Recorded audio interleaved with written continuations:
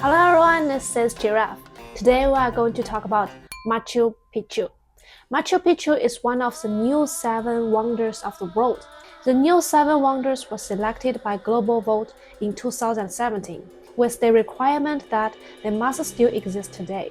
Of the original 7 wonders, 6 are no longer standing, whereas all of the new 7 wonders remain and are required to be relatively well preserved. The new 7 wonders include the Colosseum, the Great Wall of China, Christ the Redeemer in Rio de Janeiro, Chichen Itza, the Taj Mahal, and the one we are going to discussing today, Machu Picchu. Machu Picchu is an ancient Inca citadel located atop Machu Picchu mountain in Peru. At an elevation of over 2,400 meters, it is now Peru's most famous tourist destination and a UNESCO World Heritage Site. Visitor numbers are strictly limited to 2,000 per day, exactly 2,000 to protect the site. When there were no restrictions in the past, the ruins suffered severe damage. Due to its extremely high altitude, the site is often shrouded in clouds and mist. Rather than simply being on a mountain, it is perched on steep cliffs, earning it the nickname, the city in the clouds. What does Machu Picchu mean? In Quechua, the language of the Inca Empire, it means old mountain. So Machu Picchu is actually not the name of the city itself, but of the mountain. The original name of the city remains unknown. Nearby stands a taller peak called Huayna Picchu, meaning young mountain. Huayna Picchu also contains ruins, including terraces and buildings. The first mystery surrounding Machu Picchu is its builders and purpose. The entire site contains not a single word or mural. Moreover, the Inca civilization itself had no written language, so there are no records about this city whatsoever. Given the absence of written documentation, how do we know it was built by the Inca Empire? It is because the city lies within the historical territory ruled by the Inca Empire, and its architectural style matches that of other known Inca structures. Thus, it is widely believed that Machu Picchu was constructed by the Inca Empire in the 15th century. This also aligns with the liking of writing at the site, since the Inca civilization had no written script. Their buildings naturally bear no inscriptions. Are there ruins below the mountain? For a long time, the existence of Machu Picchu remained unknown, as it couldn't be seen from the foot of the mountain. As for its purpose, that also remains a mystery. Usually, cities are built for people to live in, but a settlement over 2,400 meters high doesn't seem suited for long-term habitation. Moreover, there is an altar at the center of the city. Hence, the prevailing view today is that Machu Picchu was not an ordinary city, but a sacred site, a holy city, dedicated primarily to religious rituals. Is it large? It covers an area of about 13 square kilometers, with over 200 structures, and is estimated to have housed between 700 and 1,000 people. Still, with no written records, even these widely accepted theories remain speculative, lacking concrete evidence. Before delving into other mysteries of Machu Picchu, let's briefly introduce the Inca Empire. The Inca Empire lasted for just over 130 years in history, falling in 1572. How did it collapse? In 1526, Spanish explorers arrived in South America and encountered the Inca people. Through contact, they inadvertently brought smallpox to the region, a disease to which the Inca had no immunity. The Inca emperor died from this outbreak. After the emperor's death, a civil war erupted within the empire over succession. At its peak, the Inca Empire had a population of over 20 million. But due to eternal conflict and epidemics, between 60% and 90% of the population perished within just a few years.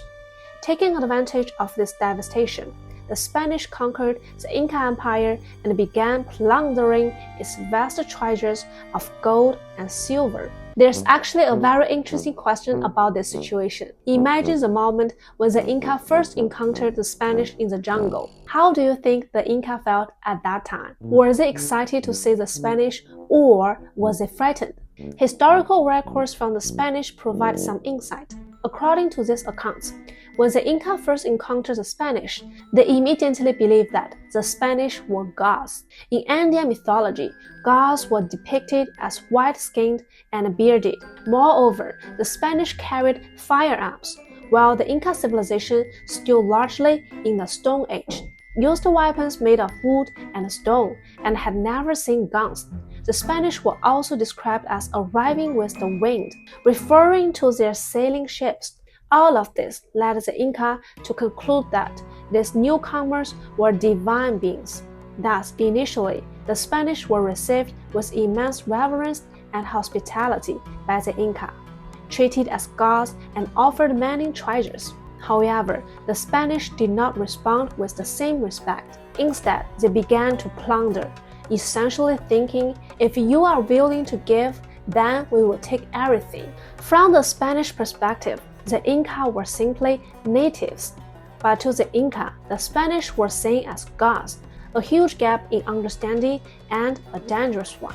The Spanish, having encountered various indigenous peoples before, were not particularly surprised. To them, seeing the Inca adorned in gold and silver simply meant there was plenty of wealth to take. Inca civilization was a civilization of gold. Ornaments and jewelry were made of gold. Even though their tools were of wood and stone, they wore gold from head to toe. It was that kind of society. This was the worst possible scenario, compounded by their lack of immunity to new diseases. Although the Spanish conquered the Inca Empire, they never discovered Machu Picchu, which is why it remained largely intact. Places the Spanish reached were often burned, razed, and looted, leaving nothing but ruins. Machu Picchu, however, survived untouched. What about the Inca people? That's exactly the question. Where did they go? It remains a mystery. The Spanish likely never reached the city, since it wasn't destroyed. Yet the people who once lived there simply vanished. Those Inca who encountered the Spanish earlier had mostly perished from smallpox, war, or at the hands of the Spanish. Some survivors retreated into the jungle and established what was called the new Inca state, but it was soon defeated and wiped out by the Spanish. Why didn't they retreat to Machu Picchu? Logically, one might think the Inca could have made a final stand at Machu Picchu and survived there, but after the Inca disappeared, the city was left empty. For 500 or 600 years now, no one has lived there. Machu Picchu was discovered more than 400 years after the fall of the Inca Empire. In 1911, by Hiram Bingham III, a professor and explorer from Yale University. Its discovery caused a worldwide sensation. People were amazed that an Inca city had survived intact. How did he find it? Actually, Bingham wasn't searching for Machu Picchu, as its existence was unknown. He was looking for Vilcabamba, the last stronghold of the Inca Empire, whose location was also lost. While traveling near Machu Picchu mountain, a local boy told him, "There's a city up on the mountain." The boy lived near the mountaintop and said there was a city there. Bingham gave him a small amount of money, and the boy led him up. When they arrived, he was astonished. There was a massive, empty city, completely uninhabited. Only 3 families lived on the mountain, and none of them lived inside the city. They had built their own wooden houses outside the ruins. They didn't live in the city, but still on the mountain. According to Bingham's account, the locals deliberately avoided the city, considering it sacred, and no one dared to enter. Were they descendants of the Inca? No, they were local Peruvians. When discovered, the city was remarkably well preserved, with almost no damage, a testament to its exceptional construction. It is said that many artifacts were still present at the site. Bingham took these items back to Yale University. Later, in 2006, the Peruvian government demanded their return.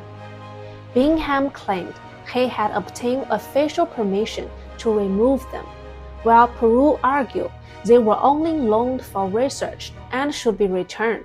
In 2008, Yale agreed to return 366 artifacts.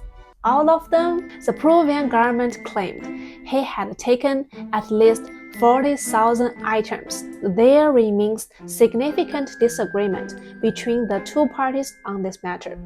It is also puzzling how the Peruvian government allowed 40,000 items to be taken for research. Hiram Bingham is widely believed to have inspired the character of Indiana Jones. However, it is possible he wasn't the first to discover Machu Picchu.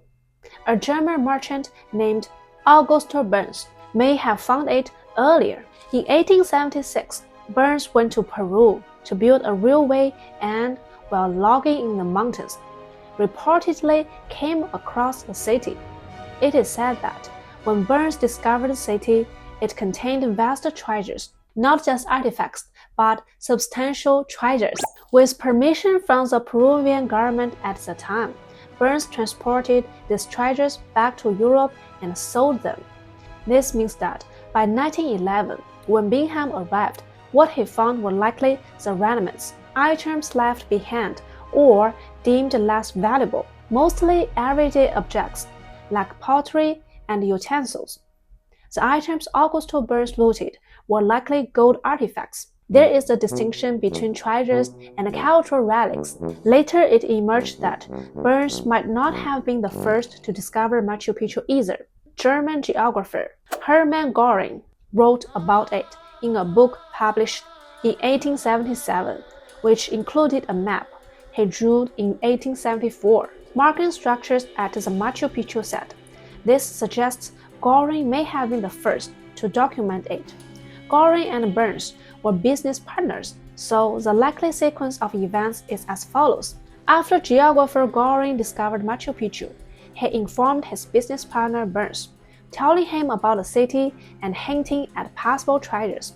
Burns then traveled to the area under the pretext of building a railway, located the treasures, negotiated with the Peruvian government of the time, and shipped the valuables back to Europe to sell. How shrewd of him! That appears to have been the chain of events. When Hiram Bingham arrived in 1911, he essentially rediscovered Machu Picchu independently.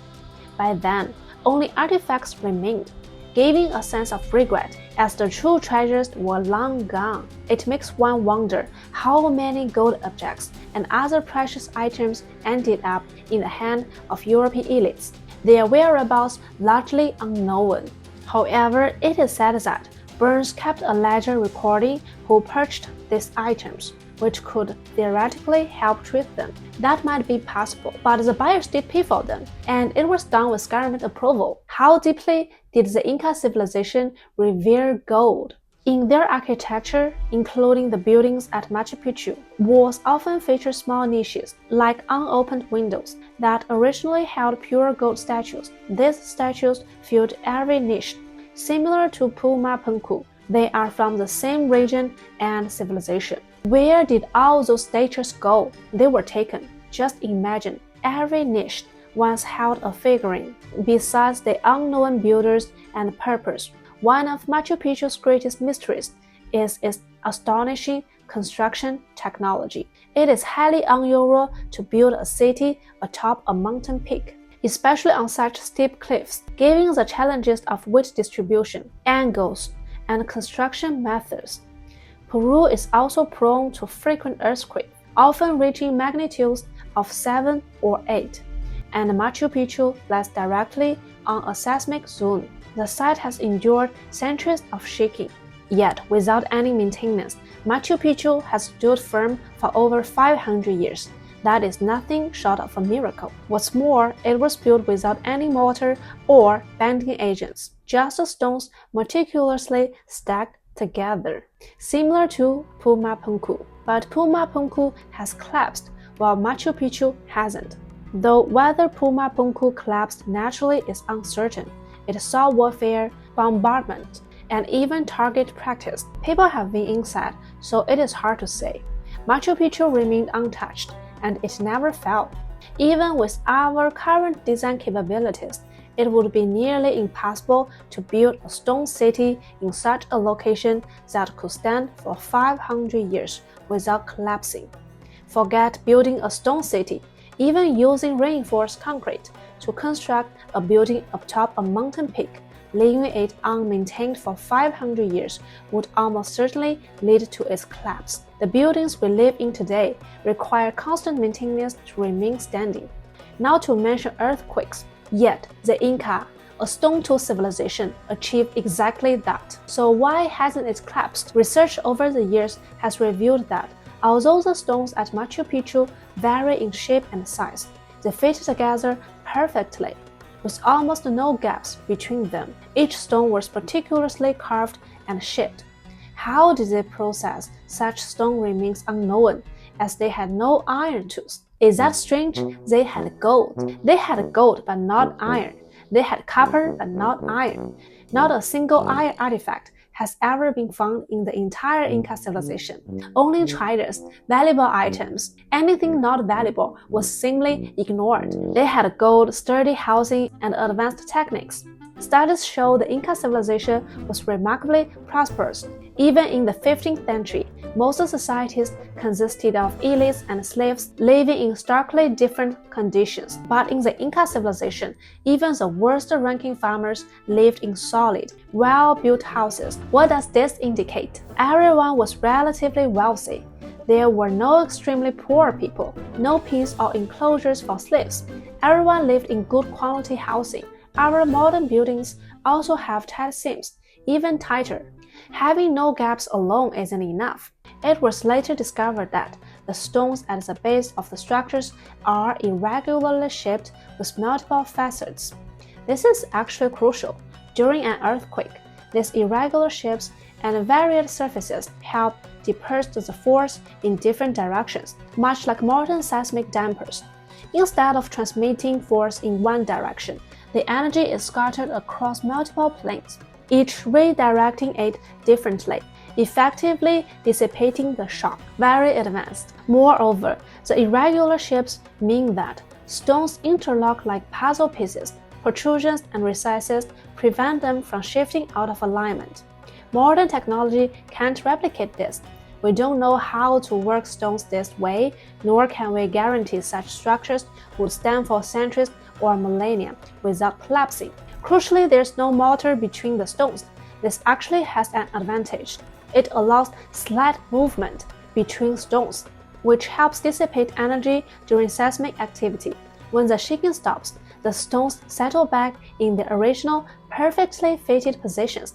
Essentially, the entire structure functions like a seismic isolation system.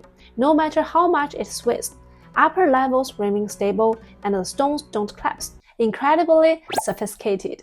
If the foundation stones are structured this way to keep the upper level stable, the stones above can be more uniform. And indeed, that's the case. The base consists of large irregular stones, while the upper level are built with small regular, neatly fitted stones. So they had the technology to shape the uniform stones, but intentionally build the base irregularly. The foundation was absolutely intentional, not a result of inability or convenience. It wasn't a matter of, this is how the stone naturally works, so we just chisel it a bit to save effort. No. That's almost boastful. Exactly. The foundation was designed specifically for earthquake resistance. As for the upper levels, they could easily shape uniform blocks if they wanted, and they did, perfectly and without gaps. Truly remarkable. So while the stonework may appear casually stacked, it was actually the result of profound design consideration and precise calculation. Of course, while the design is brilliant, executing it would have been extremely challenging. Shaping those irregular foundation stones to fit so perfectly would have been incredibly for a civilization without iron tools. How did they metallurgically work gold? We don't even know how they smelted gold. The temperatures required are higher than what typical open fires achieve, yet they managed to create gold plating and craft pure gold jewelry. It is puzzling. Perhaps their metallurgical techniques were different from ours, and they could plate gold, what typically requires electricity. You might want to ask, weren't there pure gold items? Why plate gold? Perhaps for common people. Now regarding the stonework, let's look at some particularly unusual stones found within Machu Picchu. For example, there's a large stone with steps carved directly from a single rock, all formed from one solid piece. Unlike modern construction, which builds upward, it was carved out, subtracted rather than added. But the question is, how could a stone tool civilization carve something like this? It looks as if they were scooping cake or cutting tofu. The surfaces are incredibly smooth. Could the stone have initially been soft, like clay? Some speculate that the material must have been soft originally, later hardening into granite or similar rock. But based on our current understanding, that seemed impossible. Like the pyramids, it feels as if it must have started as something light or soft, almost foam-like, as if they built it and then pressed a button to turn it into stone. Something like 3D printing. These stones have a hardness of 6 or above, while copper has a hardness of around 3. Iron tools have a hardness just over 4, so how could they have worked it? It is believed that they used stone-on-stone techniques, striking and grinding stones of similar hardness to gradually shape them, but achieving such smooth, carved surfaces seemed incredibly difficult. How could pounding stones produce this? Breaking a stone is possible, but carving an L-shaped recess inside, it is another level of challenge. And then there's this, a house built directly beneath a massive boulder. Did they build the house first, or which came first, the house or the boulder? The roof couldn't have been added afterward. It wouldn't fit, so the boulder must have been there first, yet the house fits perfectly under it. How did they place it there? It seems as though they shaped the house to match the boulder's form, gradually working it into place. And look at this. It looks like it could be concrete, as if it was once soft material that later solidified, allowing for artistic, flowing shapes. The stones seem molded freely, but for modern humans, shaping stones like this would still be quite challenging. Actually, researchers have noted 2 distinct stonework styles at Machu Picchu. One is the style of the large, precisely fitted stones like the famous 12-angled stone.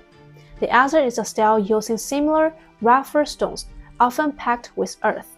Usually the smaller stones are found on top of the larger ones, like here, placed above the foundational blocks. This suggests that the smaller stonework is newer, while the large, finely fitted stones are older.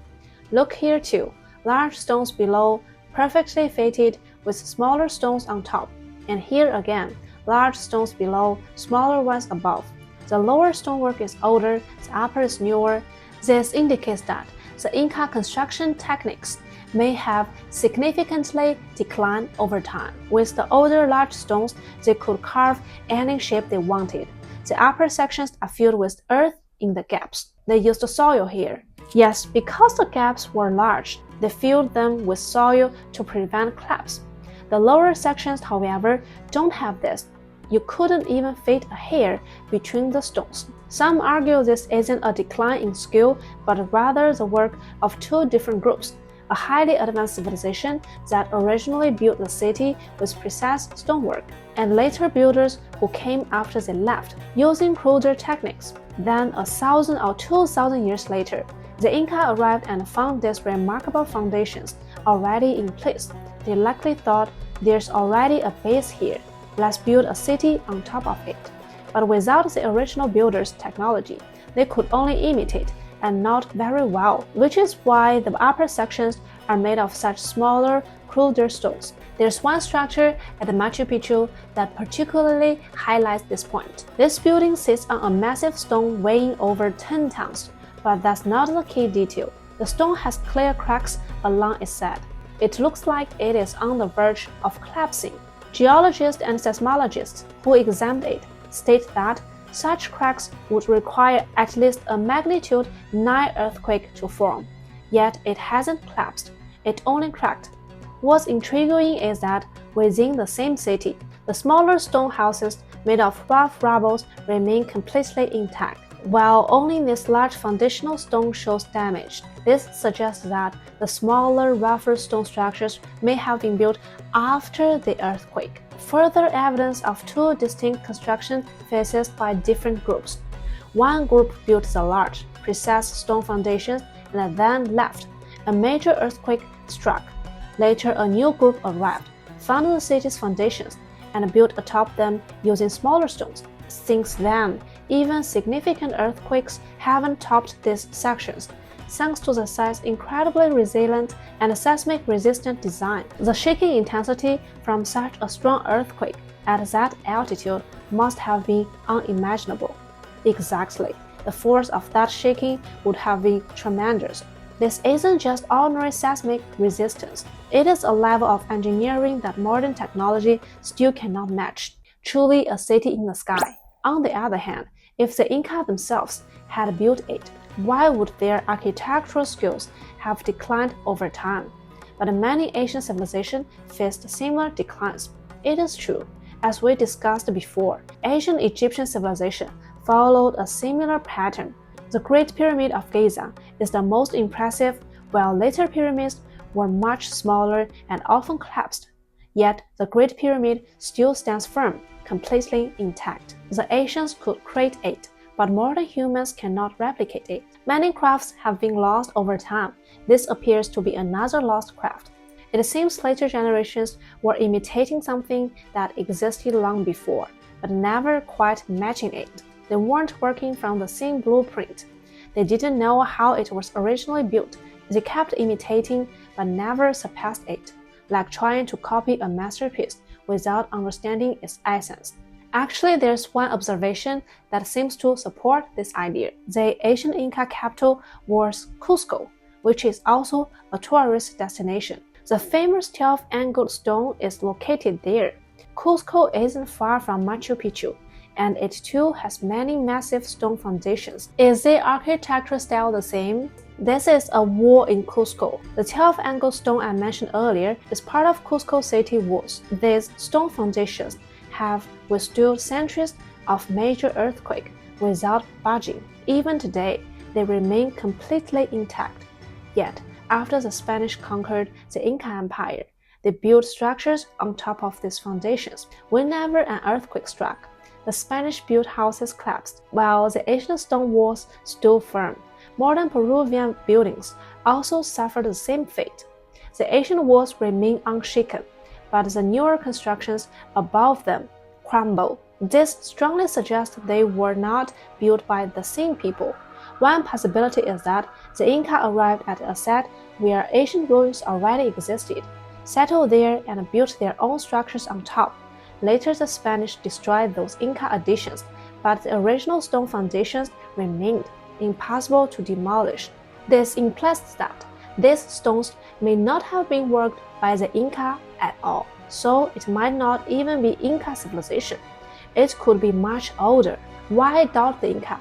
Couldn't they have built it? There are 3 reasons to doubt it. First, they had no written. Without written, how could such advanced techniques be passed down? Who taught them? How was the knowledge transmitted? There's no record. That's why it wasn't passed down. Exactly. Who taught them? Shouldn't there have been some written knowledge from a previous civilization? Nothing. We don't even know where they learned it. It's as if one day they decided to build Machu Picchu and bang, it was done. There's no sense of planning, design, or calculation. Speaking of calculation, do you know how Inca measured things? They had no precise measuring units. For short distance, they used the spin between thumb and forefinger. Can you imagine building something so precise and earthquake resistant using that? For long distances, they counted steps, a method dating back to the Stone Age. It is hard to believe they could achieve such flawless seismic-proof construction with such primitive measuring techniques. At the very least, you would need consistent measurements. If it's this wide here, it should be the same here. Relying on thumb spins and step counts seems nearly impossible. Second, they had no iron tools and no wheels, which severely limited their ability to cut and transport stones. How could they have moved stones to the mountaintop? Later theories suggest they quarried the stone on site, but without wheels. Moving multi-ton stones from one peak to another, especially across cliffs, would have been extremely difficult. There must have been some method. Otherwise, how do we explain so many unsolved mysteries? And transporting them along cliffs is no simple task. Maybe in ancient times it was easier. It really might have been. Third, fundamentally, civilizations do not regress in technological ability. The only plausible explanation is that a highly advanced civilization once existed, then suddenly vanished. A new civilization later emerged, starting from scratch. Although remnants of incredibly sophisticated architecture remain, they were not built by the new civilization, but by the old one. So we can't even be sure which generation of civilization we belong to. Have we progressed? It is not about progression. We are a different civilization. The previous civilization was likely an earth element civilization, which could manipulate stone with ease. They didn't possess high-tech gadgets like we imagine today, no smartphones or such. Are we an electronic civilization? Actually, we are a metal element civilization. According to the five-element theory, they belong to Earth, while we belong to metal. Our entire development evolves around metal. We could also be considered a fire element civilization, since we harness fire, though not perfectly. Following the five elements, there would also be water and wood civilizations. The water civilization might be Atlantis. As for wood civilization, what it could do is unknown. Perhaps nature itself is a wood civilization, and we coexist with it. How these civilizations existed, or what forms they took, remains a mystery. We don't even know if the Earth civilization was truly human, but they could manipulate massive stones. It was a megalithic civilization. They didn't need wheels to transport stones for hundreds of kilometers away. It was unnecessary. Maybe stones simply grew that way.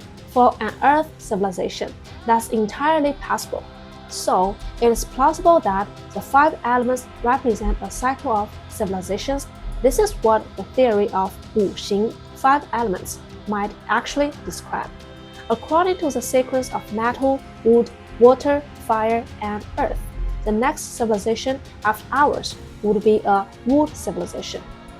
After we disappear, the Earth will be ruled by a civilization that lives in harmony with nature, using plants and trees, something like Taizan, dwelling in forests and utilizing flora. This reminds me of the Vornik manuscript, which is filled with illustrations of plants. So that book might be a relic of the wood civilization, possibly. That civilization would have mastered the manipulation of plants and trees. What do you think?